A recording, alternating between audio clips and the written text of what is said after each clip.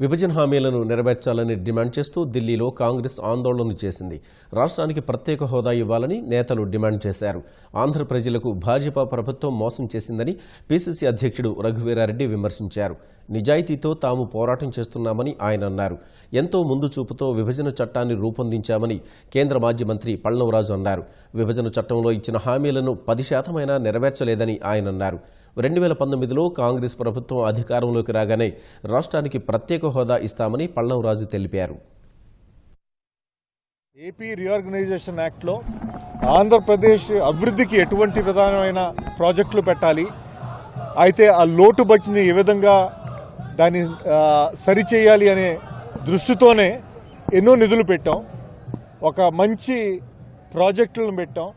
Special category status announce చేసాం. పోలవరం ప్రాజెక్టుని జాతీయ ప్రాజెక్టుగా అనౌన్స్ చేసాం. కానీ ఇవన్నీ కూడా బీజేపీ ప్రభుత్వం, వాళ్ళ పార్ట్నర్గా ఉన్న టీడీపీ ప్రభుత్వం కూడా కనీసం 10% కూడా ఆ రాష్ట్రానికి తీసుకొచ్చే పరిస్థితిలో లేకపోయారు. ఆంధ్రప్రదేశ్కి స్పెషల్ కేటగిరీ స్టేటస్ ఇస్తాము అని చెప్పడం జరిగింది. దానికి రాహుల్ గాంధీ గారు కట్టుబడి ఉన్నారు, కాంగ్రెస్ పార్టీ కట్టుబడి ఉంది.